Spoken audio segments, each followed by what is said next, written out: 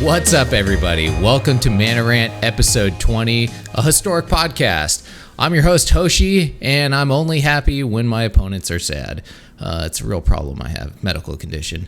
And my co-host tonight, his farts have been described as necropotent. It's Drunken Dork. Hey, what's up, everybody? And sadly tonight, our main host, Michael Apollo, he's not here. So, Drunk, you remember last week when Apollo lost the card game for like the, 20th time in a row or something? Yeah, and then he was so sad that we had to get him institutionalized.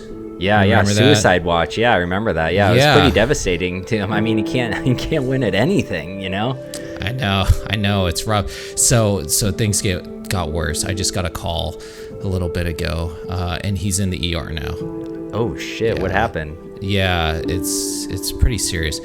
So like when you were a kid and you got sick and they had to take your temperature,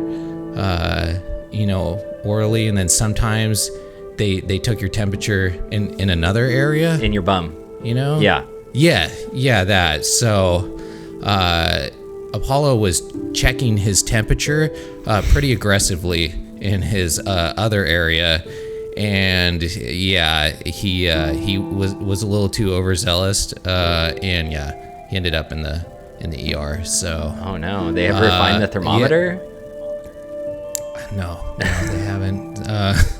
So we're praying here at the Manadorks for Apollo for his swift recovery and the psychiatric help that he needs.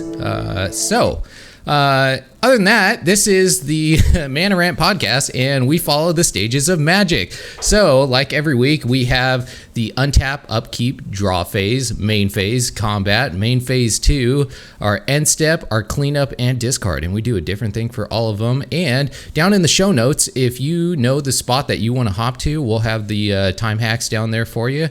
And so, let's get the show started with my favorite stage, the Untap stage. Sweet. Oh yeah. So I'm curious. I wonder if Apollo, if he was using one of those old timey thermometers like I used to use when I was a kid that had mercury in it. He's in a he's in a pretty serious state right now. If that thing broke. Oh no, he could have mercury poisoning. Yeah. Oh, that poor guy. Yeah, man. Well, like I said. Hopes and prayers, thoughts and prayers. Yeah, absolutely. Yeah, sending them your way. You poor guy. I will dedicate tonight's horseshit card game to Mike. Okay, cool. And thoughts and prayers. Yeah. We'll give the win to him. Poor guy. We won't. So I didn't mention this. Our Untap phase, that's where we open a drink of our choosing. It's usually a different drink every week. And so we'll start off with you, Drunk. What are you drinking tonight? So tonight I have this big ass beer here called it's Modern Times. Did you ever go there when you lived in San Diego?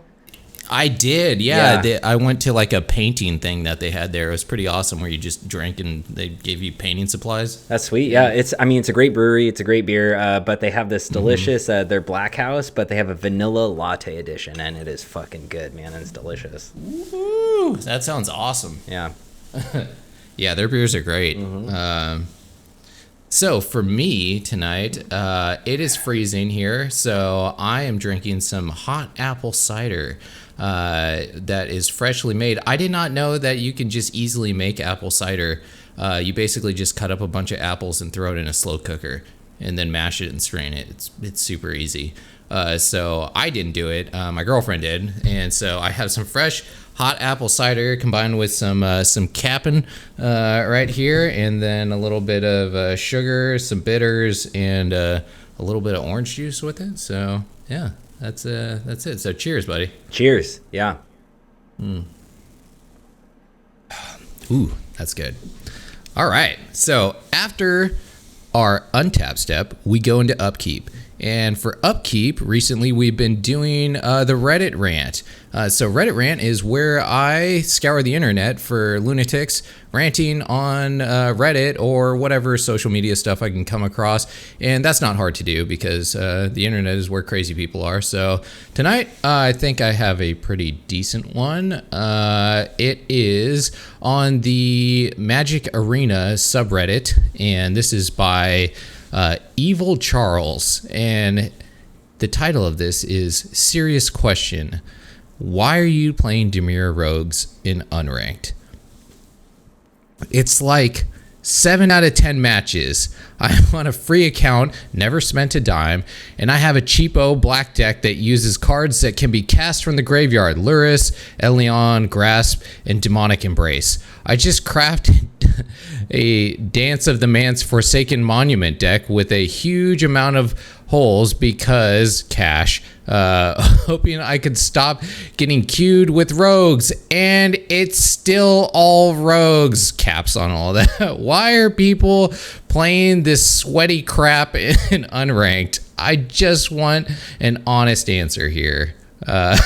So then someone gives him a pretty honest answer after that, answers logically why people play good stuff and even the unranked queue, and he goes, that accounts for a lot, sure, but it's like 70% of the meta. It's literally no one playing this game to have fun. I played rogues on the account I spend money on, and it's not fun. So people have a good time with this one. What'd you think of this? So this is funny, you know, I actually just saw someone else ranting about this on Facebook. Could have been the same person, Evil Charles. But yeah, I kind of, you know, honestly, I kind of agree with this a little bit. Like, I wish there were two unranked queues, like one for just garbage, you know, like so you can actually like practice random decks at, and then another one, like another step up. But yeah, I mean, you know what? It sounds like you're just playing really crappy decks. Like, you know, if you don't want to play against, well, one, if you don't want to play against Dimir Rogues, go play in a historic, like, you know, queue or something, right? Like, play some fun shit, man. Don't play this standard shit. And and yeah, I don't know. Cry me a river. I love it. Yeah, I mean, I feel for him somewhat, you know, because I play a lot of unranked and I play a lot of nonsense decks, and, you know, running into goblins like the 10,000th time in a row, you're like, all right, dude, you know, you could probably just take this to ranked. So, yeah, it would be nice to have a queue where they just exclude like the top tier decks, you know, in the format from it, so that, you know, us jank players can, you know, have a good janky time without playing against that stuff. But at the same time, I understand, you know, you want to get your daily wins in, you want to practice a deck, like let's say it's your, you know, you're just starting off with goblins or, you know, one of the other top tier decks, like you don't want to take that straight into ranked, right, and then just end up getting slaughtered because you don't know how to pilot the thing, right? So unranked is a good place to take that too. But it's pretty funny, some of these responses. Like this one guy, he's like, it's cheap in terms of wild cards, it's effective, and there's something to be gained. You know, like daily wins. So yeah, there's plenty of reasons why people do it in unranked. You know, and some people just don't like playing ranked. I know I'm kind of one of those. I get worked up sometimes when I start playing ranked. I've gotten better about it, and I'm playing ranked more and more recently. But yeah, there's sometimes like the competitive nature of me makes it not as fun for me. Like, because then if I lose, like I'm more upset about it. So I like unranked because, hey, if the game goes wrong or I lose, like I'll get a little upset. I'll be like, you know, the game screwed me. I got mana flooded or whatever. But I didn't lose anything, you know, except for my time. So, yeah, I get it. I thought this was pretty funny because this guy mirrored, you know, my rantings a little bit. And I see a lot of people ranting about stuff like this. I mean, hey, it's a competitive game. There's going to be people upset about everything. You know, people play cards I don't like. Wah! You know, Sounds like someone that's I know. Us, right? Yeah. We're grown men arguing about a card game, you know. So yeah, I feel you, buddy. So that was our Reddit rant with Evil Charles, and Evil Charles, you're a lunatic, and I feel for you, buddy.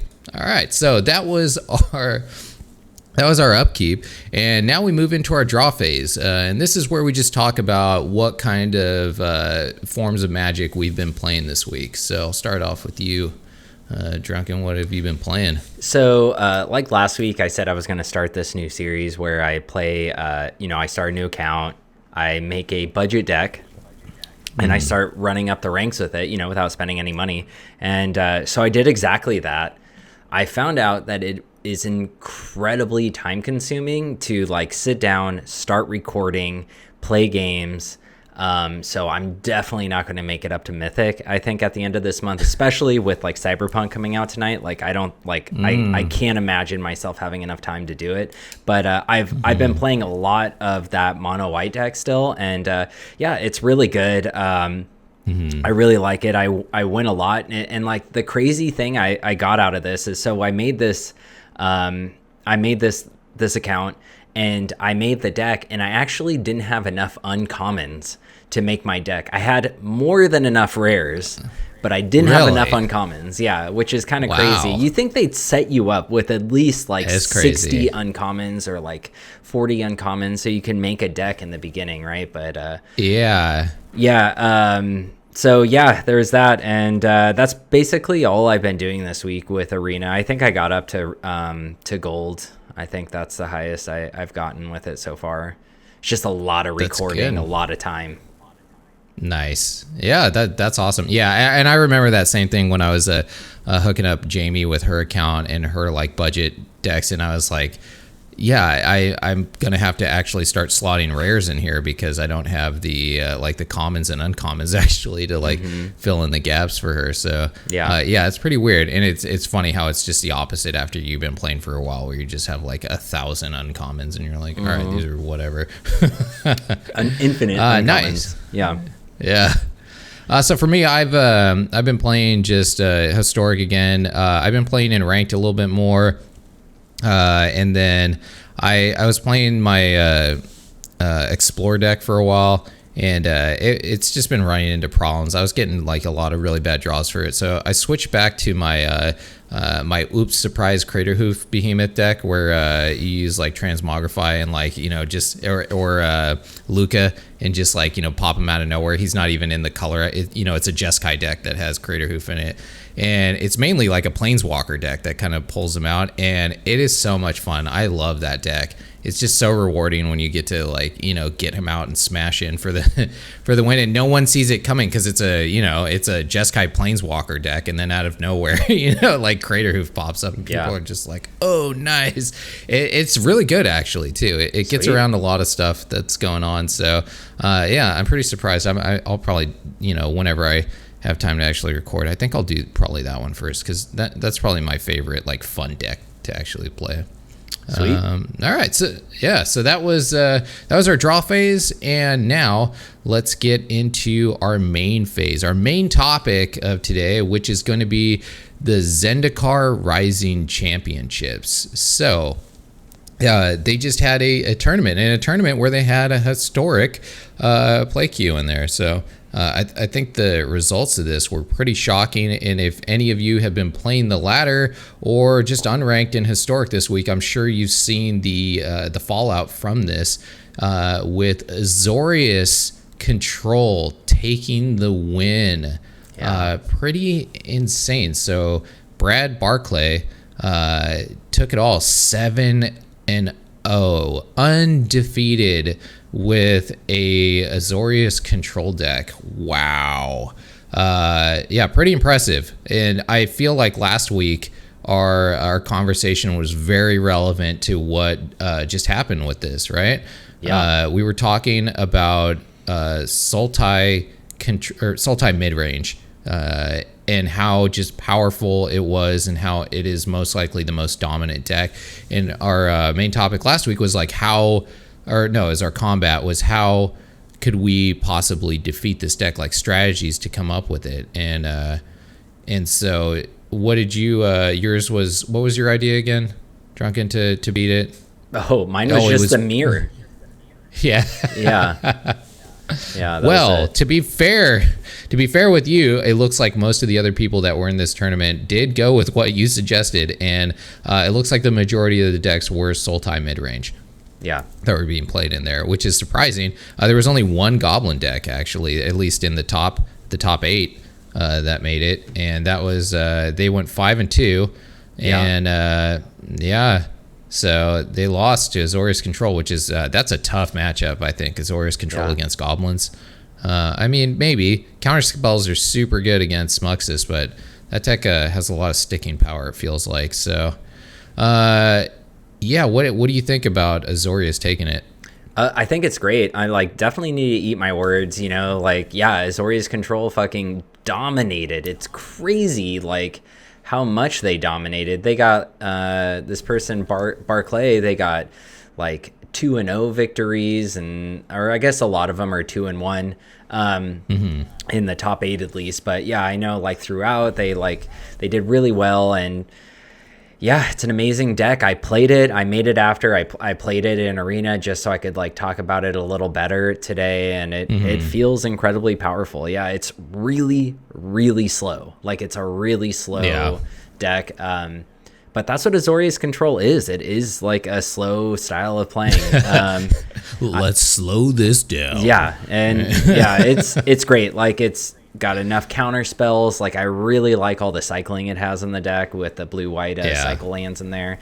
It has a lot of just going through your deck, being able to get the stuff you need when you need it. So yeah, I think it's great. And Wrath of God is powerful. Wrath of God, Teferi, and Shark Typhoon are the 3 cards that really just seal the deal there. I really like it. That's awesome. Yeah, and I remember I mentioned this. This wasn't my main strategy. I mentioned to beat Sultai Control, but I did mention that I thought Azorius Control was in a very good spot to deal with Sultai midrange, and it's because of its lack of creatures mainly, right? Sultai has a lot of things that target creatures, but then again, so does Azorius Control, right? The Wrath of God isn't that great, I don't think, against that deck. That deck does have creatures, but so just the control that it can have against that mid-range, I think it's just in a good spot. The Grafdigger's Cage stopping the Uro. Yeah. There's just a lot. Plus, there's a lot of exile spells in white, which is what it uses. It has a lot of those enchantments that exile things, and it's super good against the mid-range decks like that with cards like Uro or the flying mutant, whatever that thing is, the green-blue X. Oh, yeah. Hydroid Krasis. Hydroid Krasis, yeah. It works really well against it. And, when you look through these wins and losses, so it really looks like people were playing against mid-range. This 4-color mid-range is basically Sultai mid-range with a few cards that are just really powerful against Sultai mid-range. So, they made that deck to beat Sultai midrange. It was a deck to beat. And if you look at these top 8 rankings, Sultai, the 4-color midrange did really well. And the funny thing is that had nothing though against goblins. This person, A. Burchett, really great Magic player, did amazing with goblins. And I think Michael was saying, goblins was the deck to play against Sultai midrange, and he was right. Because goblins beat it every time in the top 8. So I think crazy. I think he was correct about that. When you can win on turn 3, there's not much Sultai midrange can do, or any other deck really in the format can do against that. Goblins can have the nut draw, and there really isn't many decks that can deal with that, especially if they go first. I mean, it's just game over a lot of the time. But yeah, it's crazy how powerful Sultai is. And you can see, from exactly what you're saying, how they were gearing their Sultai decks against other Sultai decks. So all the pros knew that this was also the most powerful deck. So all the people bitching on the internet about Sultai midrange, hey, your bitches were well-founded. Yeah. Okay. So that was pretty proven this week by just how many pros were out there piloting this deck. Yeah. So yeah, pretty crazy. You got any closing thoughts on any of the decks or this tournament or Azorius coming back? I I really, I don't know. I really like the way it looked in the end. I don't know. I like this 4-color mid-range. I have a feeling all these pros maybe work together because their decks are like almost identical, or they just knew like they'll have the same ideas. I guess they're pros. They play Magic probably 8 to 16 hours a day. You know, God knows how much. So they knew, but yeah, all these decks look really cool. You know, I think it's awesome to see Azorius win. I thought it's really cool that Goblins and Azorius went to the end together. Like, I thought that was one of the coolest things, and Goblins just couldn't do shit against Azorius. That's the crazy thing. 2-0 in the end. That's great. Yeah, that's amazing. I think Azorius has just always been a very strong archetype. It's really weird to see it kind of fall off recently after Teferi Time Raveler went away. This deck just kind of shriveled up, and this just kind of proves that it wasn't because the deck was weak, right? It was just that it was so much more powerful with Teferi Time Raveler in it that now it went back to a normal like power level deck. I think this is an appropriate level deck for Astoria's control, though. I also think that this deck works really well in this tournament because there was so much Sultai mid range. I don't know how strong this will be actually on the ladder for somebody taking it out there. I guess you know. I mean, I did play it and it was good. Like, I had people conceding to me, like, it wins on turn 10 to 12, I think, which is insane. Yeah, like, unless someone concedes, then it can win on turn 4, you know, like generally like when I Wrath of God and then or turn 5, I Wrath of God and I untap 2 lands, so I have 3 up for a counter, you know, then generally people will concede, right? And sane people, people who understand how the game of Magic works. There's some people that are completely insane though, and they're like, nope, I'm sticking it out. Let's see. I'm not dead till you kill me, motherfucker. You know, like people will stay into it. You're like, please just end, concede. You have clearly lost at this point. You know who does that? Who's a big proponent of that? Apollo. Does that all the time. Yeah.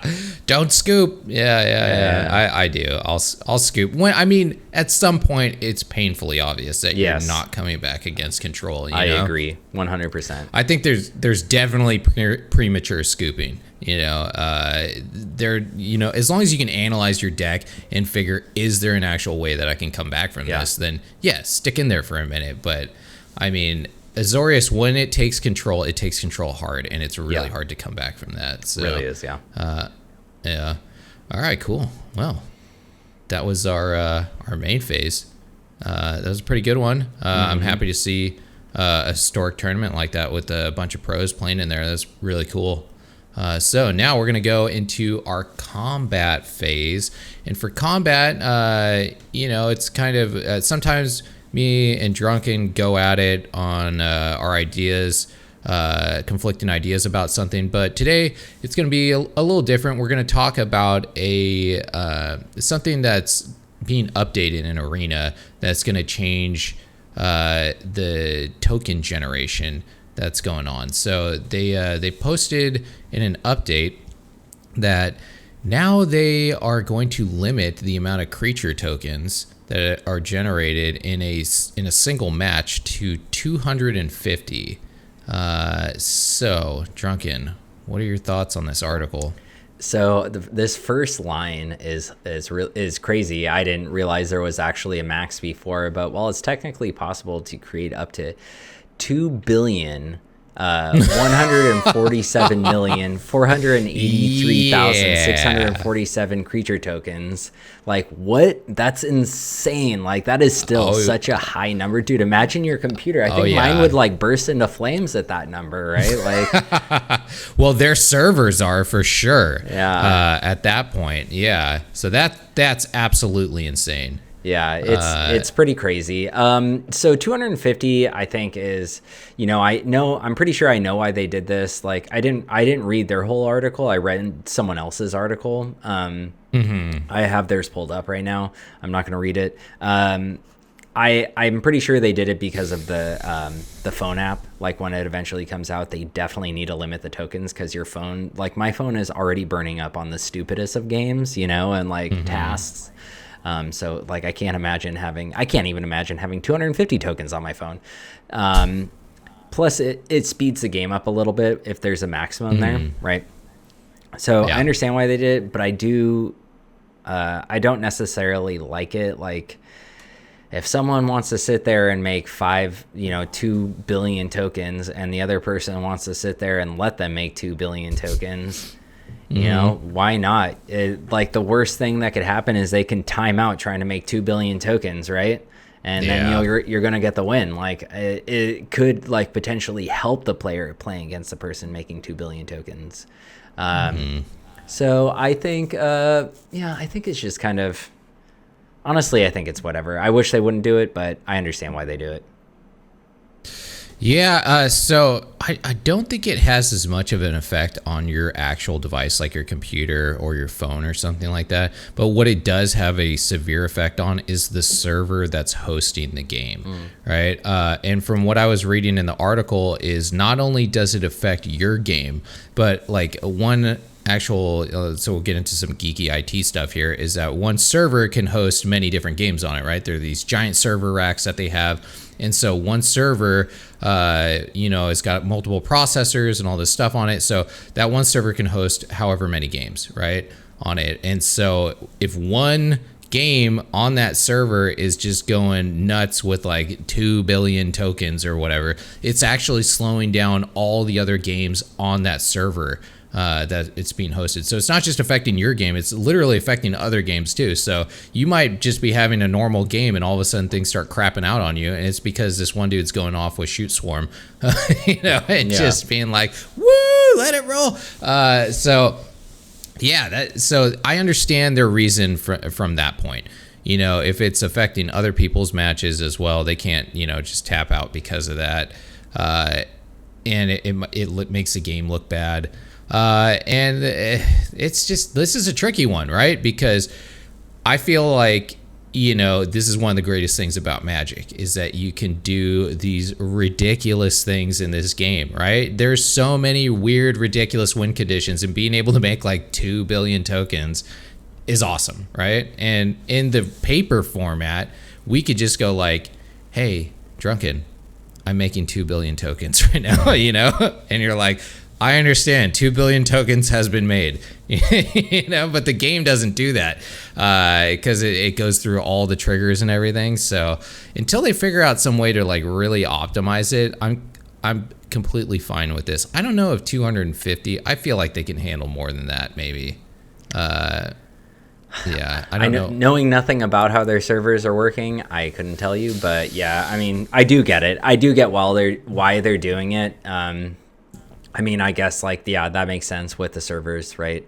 But, maybe their data showed them that anyone that's generated 250 tokens has never lost, creature tokens. That's true. Yeah. If you generate 250 creature tokens, what happens if the person has 300 life though, right? And they're all 1/1s, and the game just screwed you. I guess it could happen. I did see on Facebook someone posted their game and the person had generated ridiculous amount of tokens, their opponent, but they had all this life, those the sisters that give them life whenever a creature enters. Sisters. Yeah. Oh yeah. And they had 4 different cards that did that, so every token gave them 4 life. Oh my god! Yeah, so the triggers had to be a nightmare in that dude, game. It looked ridiculous. It looked so ridiculous. But that's kind of the fun thing about Magic, right? It's breaking it. Oh right? That's a fun thing about Commander is because you can make these obscure fucking combos that are infinite, and it's kind of cool quantifying it in a way where you can actually see it rather than just saying I make infinite mana or I make infinite tokens type of thing, right? Yeah. So. And they didn't say anything about mana. So if you're doing some crazy stuff with that elemental guy that triples your mana or something, they didn't say anything about it limiting the number of mana that you can generate, right? It just said creature tokens, because I think that's way more intensive than actually generating mana, probably because of all the procs that it does too, all the triggers and everything. Yeah, I could see. Yeah, if they're gaining 4 life for every token and you're generating that many times, that's got to be smoking that server.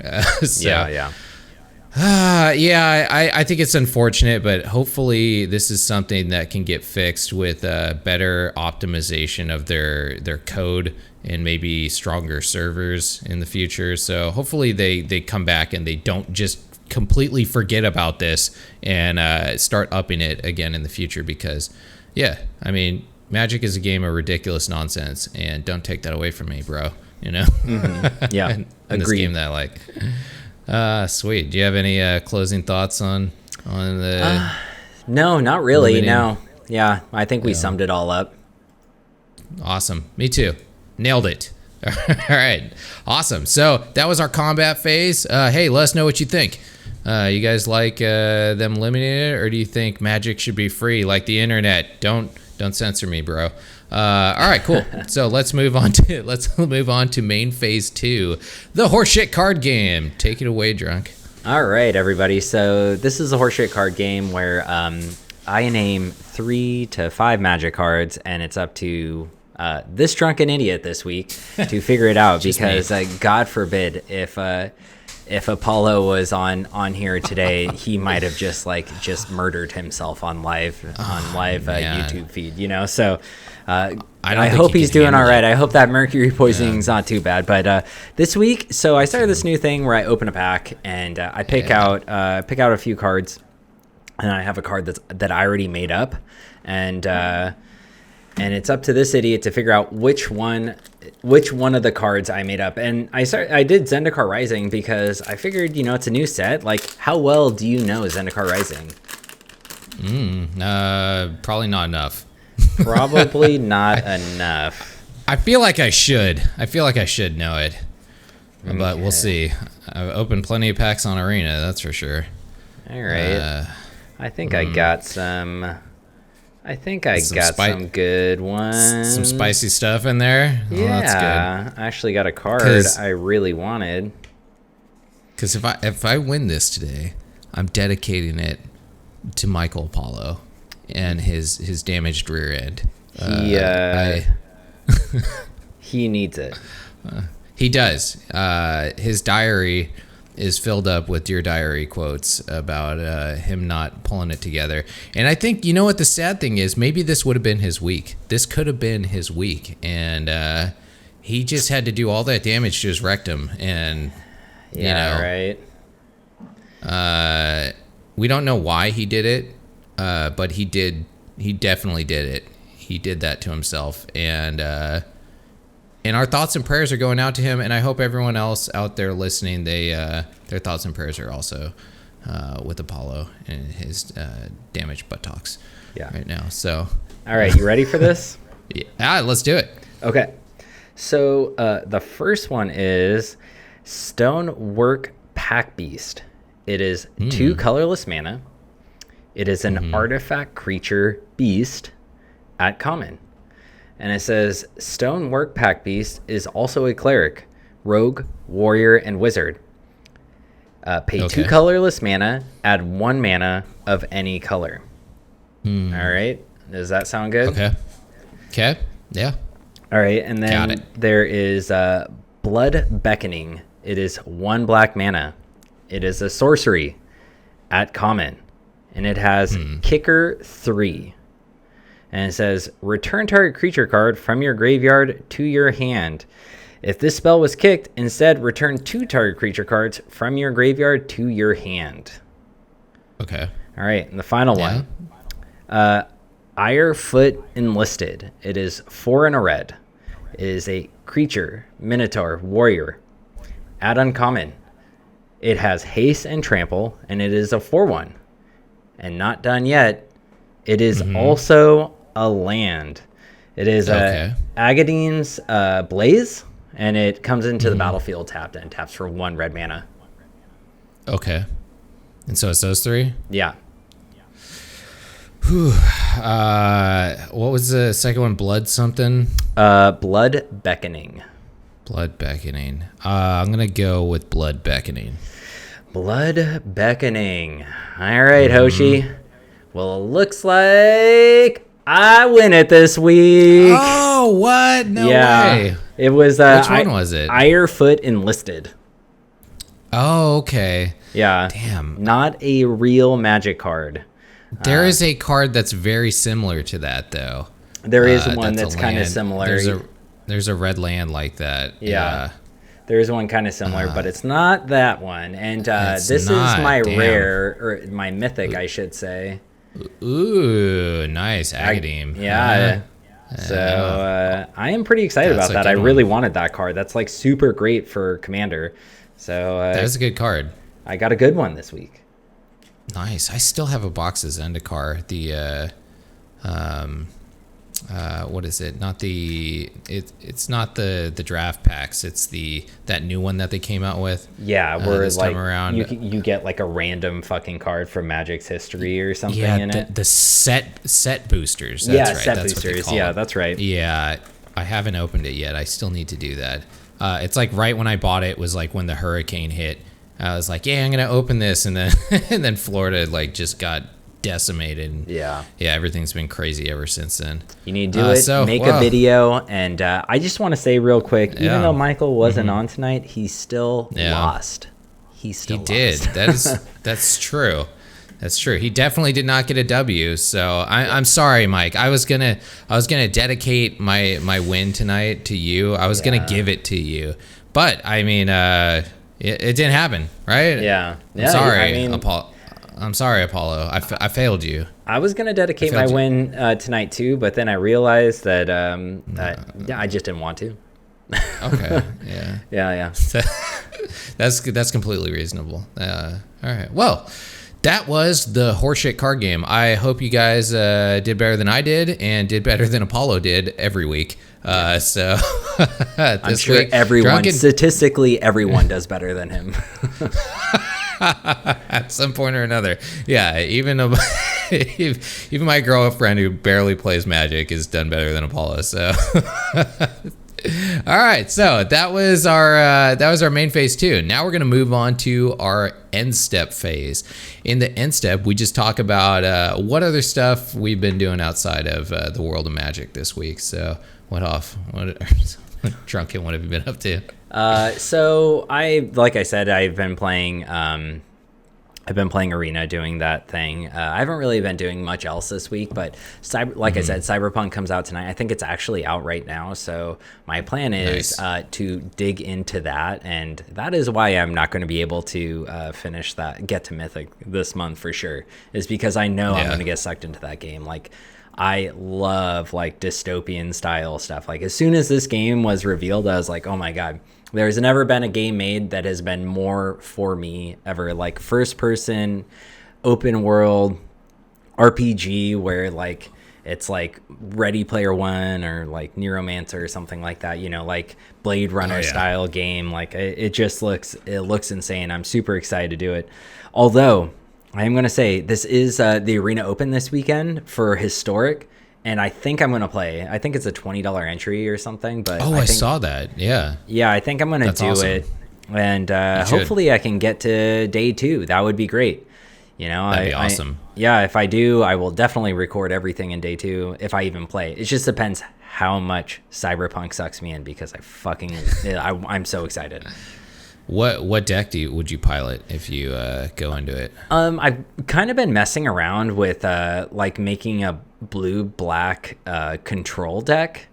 So maybe something like that, like something that people aren't expecting. That's exactly what I was thinking this week too. That was one of the decks that I was actually going to build, but I mean, I haven't had a chance to, because I think Dimir control is probably really good against Azorius, actually, and a lot of other stuff in the meta right now. So yeah, that's cool. That'd be really good. I don't think a lot of people would see that coming. Nice, dude. I agree. I mean, they have that great flash enchantment that exiles a card on the stack.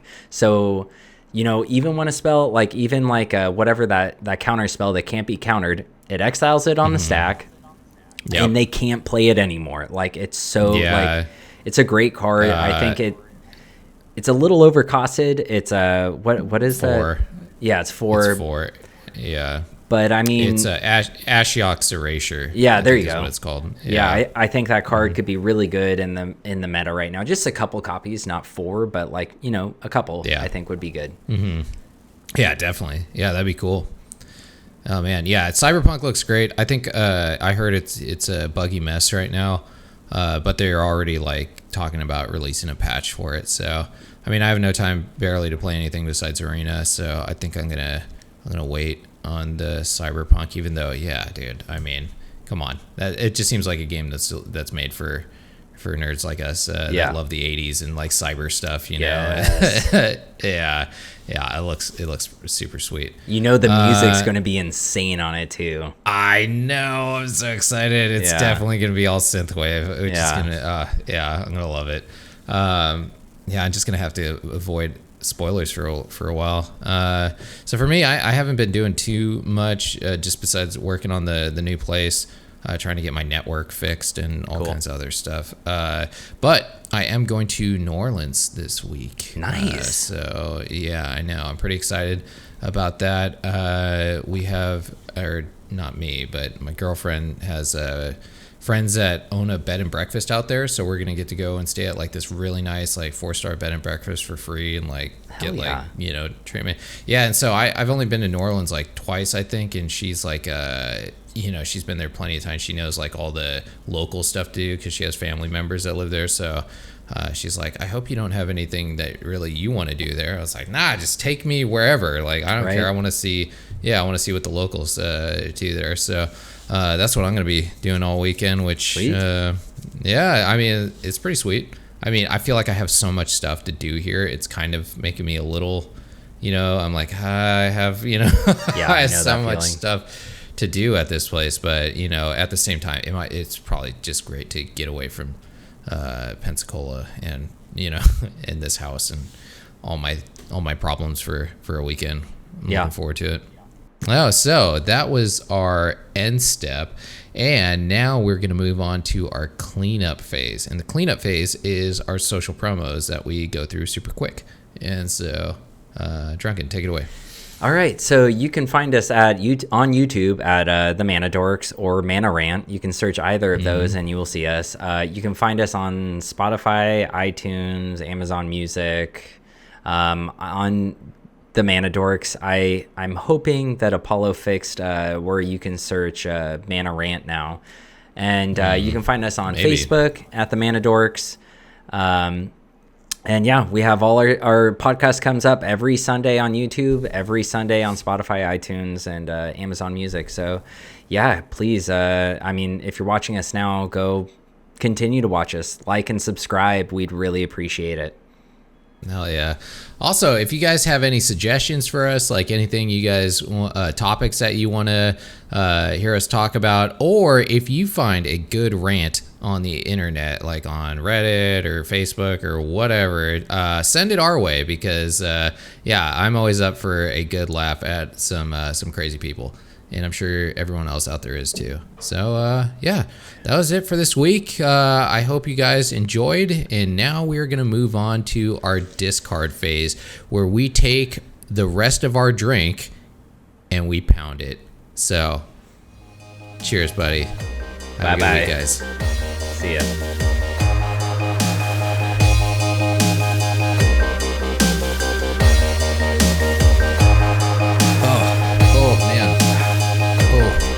Cider. Yikes. No. It's just like a lot of spices.